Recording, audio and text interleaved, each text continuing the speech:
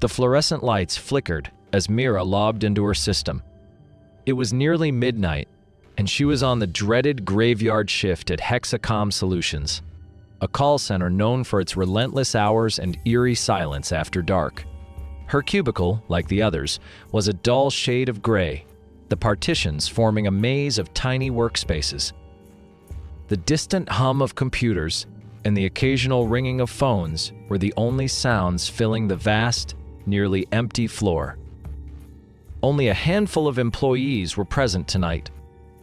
She spotted Rohan in the corner, lazily scrolling through his phone. To her right, Priya was adjusting her headset, already on a call with an irate customer. But something felt off. The air was heavier tonight, the silence more profound. The usual background chatter and clicking of keyboards seemed distant, almost muffled. It was as if the entire floor was wrapped in an invisible fog. Then, a call popped up on her screen. Unknown number. Meera frowned. Internal calls had proper ID, and customer calls came from a registered database.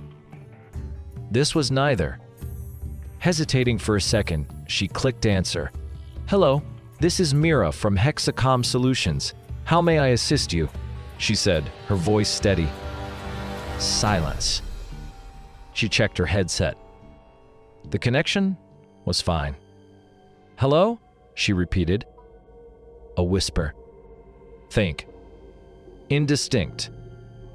Meera's heart skipped a beat. "Sir/ma'am, I can't hear you. Could you please repeat that?" The whispering continued, low and hissing, like someone speaking from a great distance. The words were unclear, but the tone sent shivers down her spine. Then, a sharp, guttural voice broke through. "Leave." Meera yanked off her headset, her breath coming in short gasps. Her pulse pounded in her ears. She turned to Priya. "Did you hear that?" Priya, still on her call, looked confused. "Hear what?" Rohan smirked. "Ghost calls, huh? Welcome to the night shift. Happens sometimes. Old lines, static, maybe just your imagination." But Meera wasn't convinced. That voice was real, and it wanted her gone. Over the next few nights, the calls kept coming. Always from an unknown number. Always silent at first. Then, the whispers. By the third night, the whispers formed words. "She never left. He watches from the shadows. Run." Each time, Meera felt a growing sense of dread. She reported it to the floor supervisor, Amit, but he shrugged it off. "These lines are ancient. Could be interference from another network. Just ignore it." Ignoring it was impossible. On the fourth night, the call came again. Meera answered, her hands trembling. "Who is this?" The whispering stopped. Then, a different sound breathing. Labored, raspy breathing. Right in her ear. Her blood ran cold. Then, the voice. Distorted. Hollow. "Turn around." Meera froze. Her breath hitched as she slowly turned her chair. There was nothing behind her.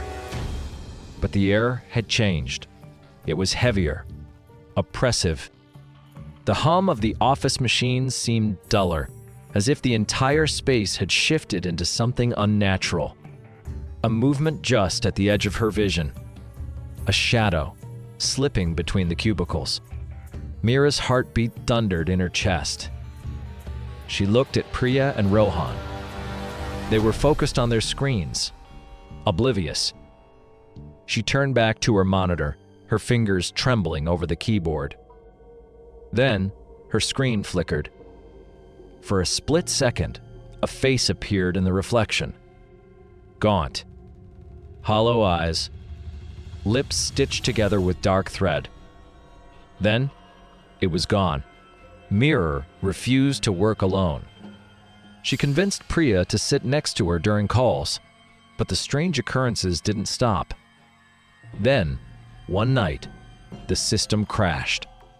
Every screen in the office went black for a full minute. When they rebooted, an old call log appeared on Meera's screen.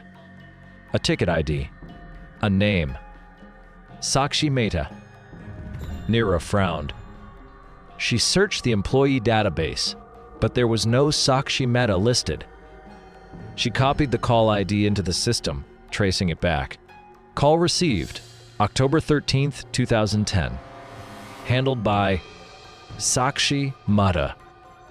Meera's breath caught. 2010? That was 15 years ago. The ticket status, unresolved. A chill ran down her spine. She clicked on the call recording. A garbled, distorted voice played back. A whisper. Still hears Sal. The recording ended abruptly. Meera grabbed Rohan's arm. Who was Sakshi Mehta? Rohan's face went pale. You don't know? He whispered. She worked here. Years ago. Night shift. One night, she answered a call an unknown number. Next morning, they found her dead at her desk. No one knows what happened. Meera's stomach twisted. She looked back at the screen. A new call notification flashed. Unknown number. Her fingers hovered over the mouse. The entire office seemed to hold its breath. She clicked answer. A pause. Then, the voice. You should have left. The lights flickered. The computers shut down. The air turned ice cold. And in the dim glow of the emergency exit sign, Meera saw her. A woman, sitting in the last cubicle, her face stitched shut, her eyes hollow voids.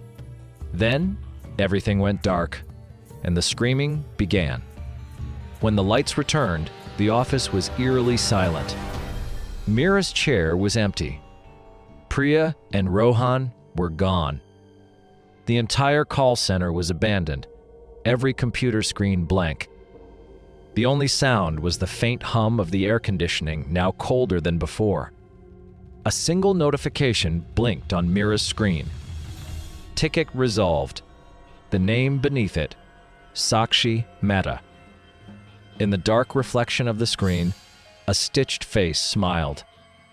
The next week, a new employee joined the night shift. Her name was Meera, and no one remembered the girl who sat in her chair before her. But sometimes, when the lights flickered, a faint whisper would come through the headsets. Help me